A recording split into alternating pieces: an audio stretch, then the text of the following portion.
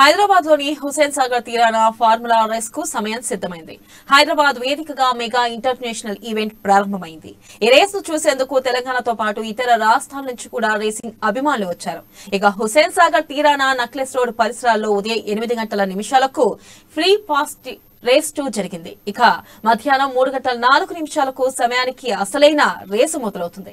ఇక ఇందుకు సంబంధించిన మరిన్ని వివరాలు మా ప్రతినిధి కీర్తన అందిస్తారు. నగరంలోని ఈ ఫార్ములా కార్ రేస్ గురించి మనందరికీ తెలిసిందే. అయితే ప్రభుత్వం కూడా ఎంతో ప్రతిష్టాత్మకంగా తీసుకున్న ఈ రేస్ ని 20,000 మందికి పైగా చూసేందుకు ఇక్కడ ఏర్పాట్లు కూడా భారీగా జరిగాయని చెప్పుకోవచ్చు.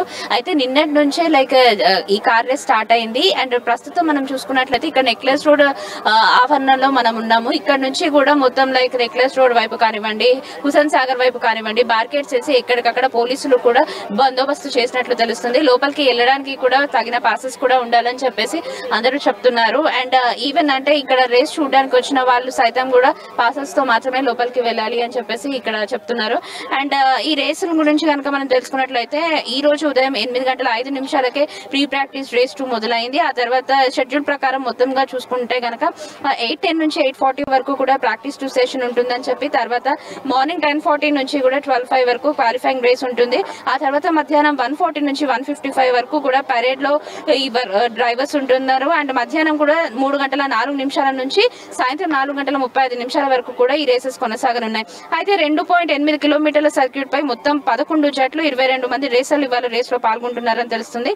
ఇందులో గంటకు 322 కిలోమీటర్ల పైగా హై స్పీడ్ తో దూసుకెళ్లే ఫార్ములా కూడా ఉంటుంది. అయితే నిన్న జరిగిన రేస్ లో చిన్న కార్ యాక్సిడెంట్ కూడా జరిగింది అని చెప్పేసి ఇక్కడ విశ్లేషకులు చెప్తున్నారు. అయితే ఆ కార్ యాక్సిడెంట్ అవ్వడం వల్ల కూడా అంటే ఆ కారు నడిపే ప్రయాణికుడికి మాత్రం ఎలాంటి గాయాలైతే అవ్వలేదు. కాకపోతే ఇలాంటి రేసెస్ లో మనం చూసుకున్నట్లయితే ఇట్లాంటి చిన్న చిన్న పొరపాట్లు జరుగుతూనే ఉంటాయి.